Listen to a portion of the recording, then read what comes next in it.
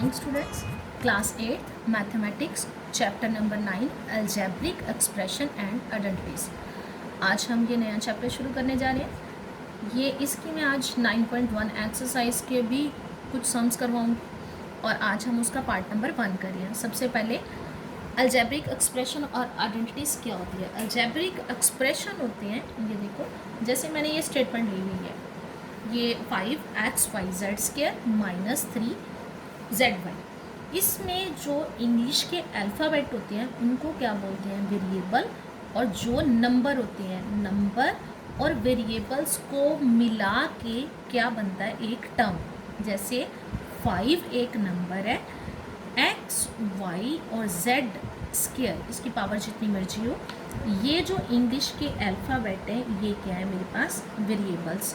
Variable और number को मिला के, दोनों को मिला के मेरे पास एक क्या बन गई, टर्म। और जब ये टर्म्स आपस में किसी प्लस या माइनस के साइन के साथ दूसरी टर्म के साथ जुड़ी होती हैं, जो 2-3 टर्म्स आपस में जुड़ जाती हैं, तो इनको क्या बोलते हैं, ये मेरे पास क्या है, अलजेब्रिक एक्सप्रेशंस। नेक्स्ट आइडेंटिटीज़ क्या होती है। आइडेंटिटीज़ होती हैं कि कुछ चीज़ों को सॉल्व करने के लिए हमारे पास फार्मूले होते हैं। इस चैप्टर में अगली एक्सरसाइजेस में जाके हम वो फार्मूले लगा के अपने सम सॉल्व करेंगे। अभी मैं आपकी एक्सरसाइज 9.1 का जैसे फर्स्ट सम ले रही हूँ। इसमें उन्होंने फर्स्ट सम में पूछा क्या है, identify the terms there coefficients for each of the following expression. ये देखो, जैसे फर्स्ट सम मैंने ले लिया 5xyz² माइनस 3zy। यहाँ दो टर्म्स हैं, ये इकट्ठी 3z और y, ये तीनों के बीच में कोई साइन नहीं है। इससे पहले माइनस का साइन है और इधर आ जाओ 5xyz², इनके बीच में भी कोई साइन नहीं है। और इनके बाद में माइनस का साइन है और पहले कोई साइन नहीं है, मतलब ये प्लस का साइन है। अब ये दो टर्म्स बन गई, ये नंबर आ गया, ये वेरिएबल्स आ गए। यहाँ भी ये नंबर आ गया, ये वेरिएबल्स आ गए। और नंबर को हम कोफिशिएंट भी बोलते हैं, ठीक है, और इनको बोलते हैं वेरिएबल। अब ये बन गई, ये एक पूरी एक बन गई टर्म।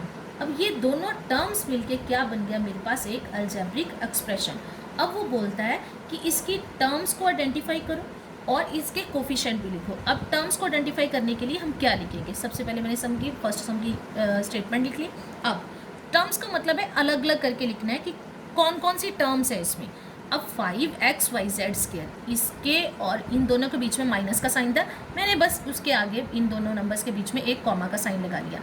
अब जैसे 5xyz² कॉमा माइनस 3zy, और ये वाले नंबर को मैंने अलग से लिख लिया, पर इसके आगे माइनस का साइन था तो माइनस का साइन मैंने साथ में लगाया हुआ है, और इसके आगे प्लस का साइन था, प्लस के साइन को शो नहीं करते, कोई साइन नहीं, मतलब ये प्लस का है। अब कॉमा का साइन बीच में लगाने के बाद ये दोनों सेपरेट होगी, तो इसका मतलब ये दोनों टर्म्स अलग अलग करके लिख दी। और ऊपर वाले को हम क्या बोलते हैं, यहाँ जहाँ इनको मैंने इकट्ठा कर दिया, ये एक एक्सप्रेशन बन गया। पर उन्होंने टर्म्स को आइडेंटिफाई करने के लिए बोला था, मैंने अलग अलग करके टर्म्स को आइडेंटिफाई कर लिया। अब उसके बाद कोफिशिएंट, मैंने कोफिशिएंट बताया। ये कोफिशिएंट क्या होता है, वो नंबर जिसके साथ वेरिएबल मल्टीप्लाई हो रहा था।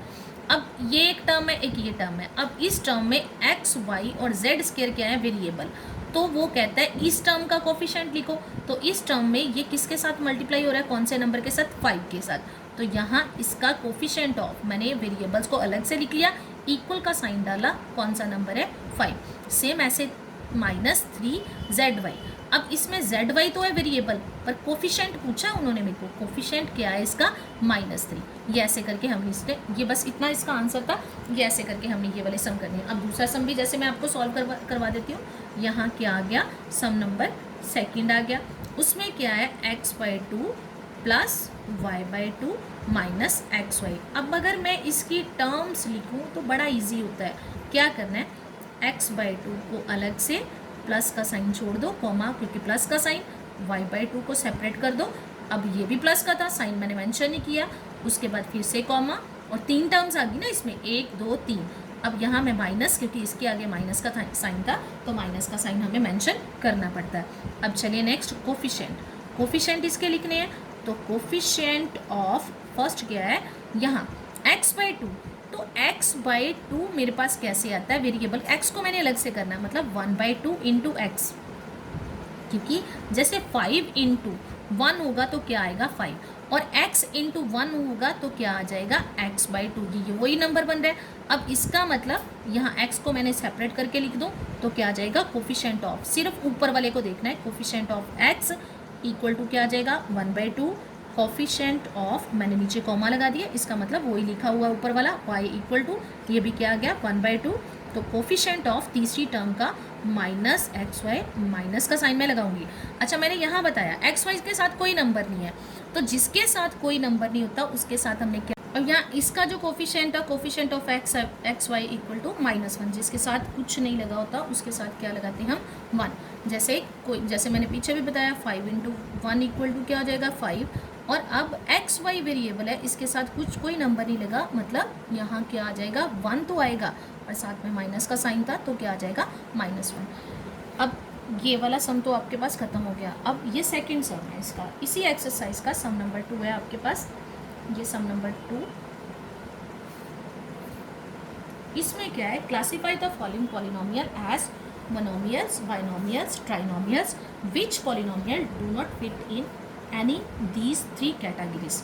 मतलब जब टर्म्स आपस में जो अलजेब्रिक एक्सप्रेशन होता है उसको भी क्या बोलते हैं हम पॉलिनोमियल बोलते हैं। जब अलग अलग टर्म्स जो हैं वो आपस में प्लस माइनस के साइन के साथ आपस में जुड़ी हुई होती तो उनको क्या बोलते हैं पॉलिनोमियल्स। अब इसमें वो पूछ रहा है कि कौन सी पॉलिनोमियल, ये पूरा एक पॉलिनोमियल, इसमें कोमा का साइन डाल के ऐसे आपको सम दिए होंगे। अब ये जो 2 सम मैंने करवाए हैं ऐसे के सम ही मैं आपको पूरे के पूरे सम्स की स्टेटमेंट यहाँ लिख दूंगी। वो सम जो मैंने सम करवाए हैं वो वाले भी, और जो सम मैं आपको खुद से सॉल्व करने के लिए दे रही हूँ वो वाले भी आपने अपनी फेयर कॉपीज़ पे करनी है। पर मैं इनके आंसर्स नहीं लिखूँगी।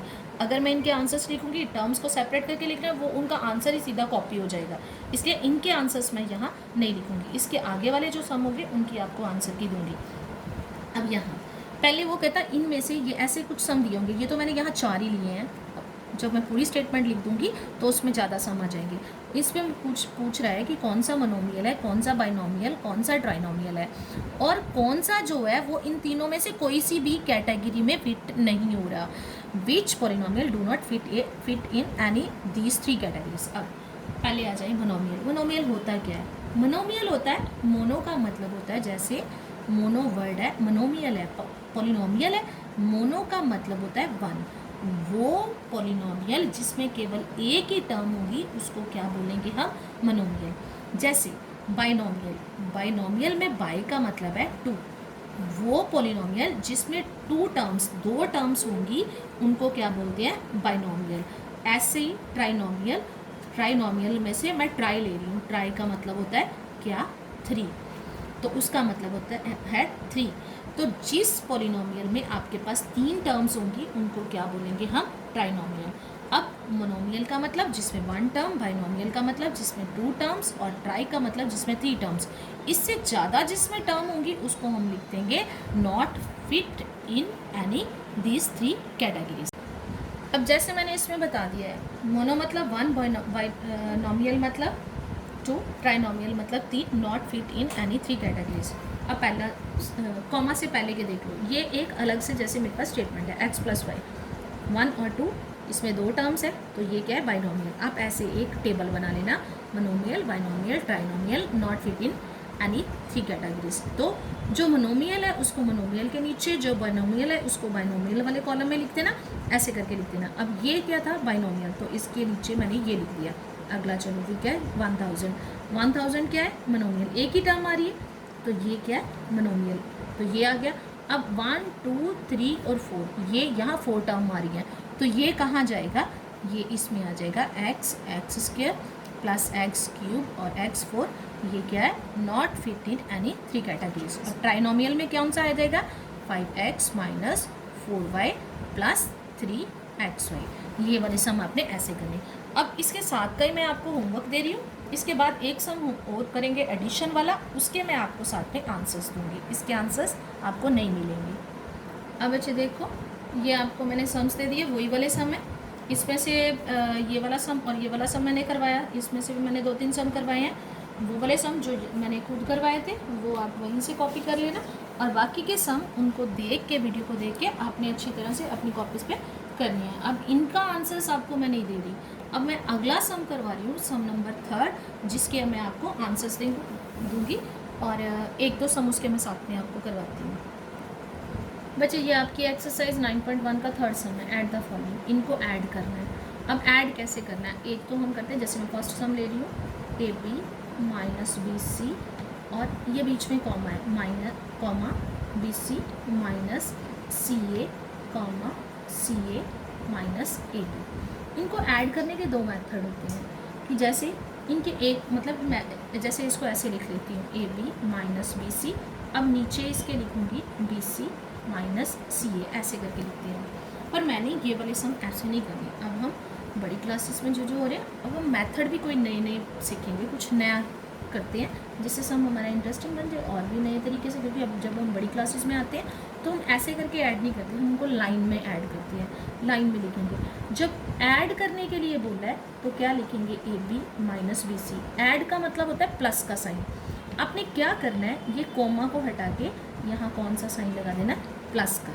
और अगली मेरे पास स्टेटमेंट क्या है, बी सी माइनस सी ए, फिर से कॉमा आ रहा है, मतलब इस कोमा को हटा के भी यहाँ क्या लिख देंगे, प्लस, और अगली स्टेटमेंट क्या है, सी ए माइनस ए बी। अब मैंने क्या करना, लाइक टर्म्स को इकट्ठे करना। लाइक टर्म्स कौन सी होती हैं, लाइक टर्म्स का मतलब क्या होता है, वेरिएबल जिनके सेम हो और वेरिएबल्स की पावर भी सेम हो। जैसे मैंने यहाँ लिख दिया 4xy और यहाँ लिख दिया 5xy, ये दोनों लाइक टर्म्स हैं।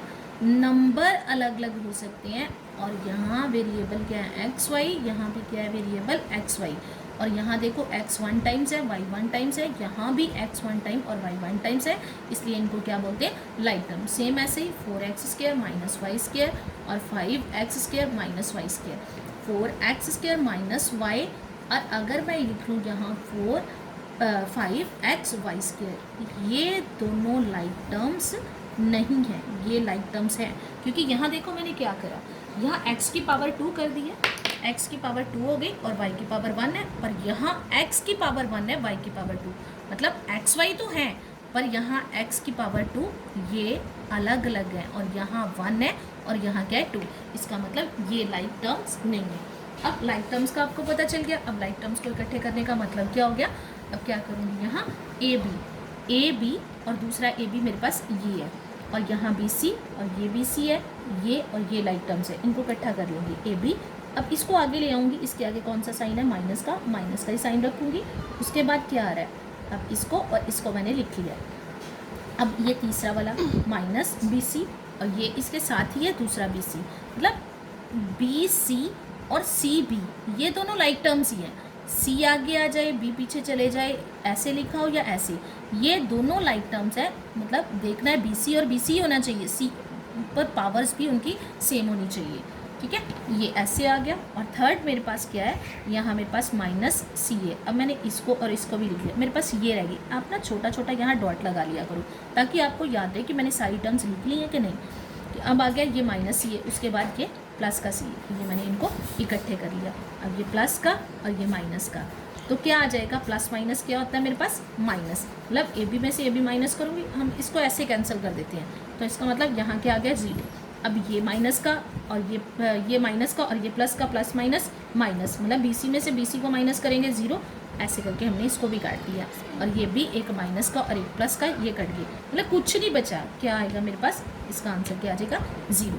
अब सेम ऐसे इसका जैसे सेकेंड पार्ट मैंने ले रही हूँ, तो क्या आ जाएगा, स्टेटमेंट यहाँ लिखी हुई है, मैंने कॉमा का साइन हटा के A minus B plus A B. अब कॉमा को हटा के यहाँ क्या लगा दूँगी, प्लस ऐड करना है ना, क्या आ गया, B minus C plus B C, और आगे फिर से कॉमा का साइन, तो यहाँ क्या आ जाएगा, प्लस सी माइनस ए प्लस ए सी।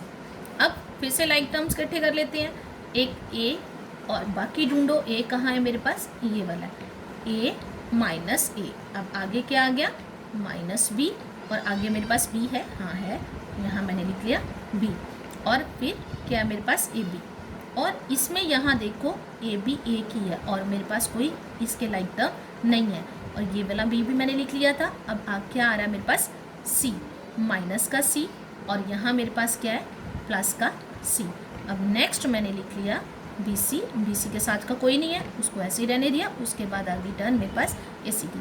अब देखो यहाँ ऊपर टर्म्स गिन लिया करो और नीचे भी टर्म्स गिन लिया करो कि आपने सारी टर्म्स लिख ली है कि नहीं। अब ये प्लस माइनस माइनस ये कैंसिल हो गए, ये भी कैंसिल हो गए, और ए बी के साथ तो ए बी कट ही नहीं रहा, यहाँ सी और सी कैंसिल हो गए। अब बच क्या रहा है आपके पास, ए बी प्लस यहाँ बी सी प्लस ए सी। ये क्या है, इसका आंसर आ गया। ये वाले सम हमने ऐसे करने हैं। अब इसके साथ के आपको 2 सम दूंगी और उनके साथ में आपको आंसर लिख दूंगी। बच्चे ये आपको मैंने 2 सम दिए, साथ में मैंने इनके आंसर दे दिए। अब जो पहले मैंने सम करवाए हैं वो वाले, और जो सम मैंने खुद को आपको सॉल्व करने के लिए दिए थे वो वाले, वो सारे आपने अपनी फेयर कॉपीज़ पे कंप्लीट करने हैं।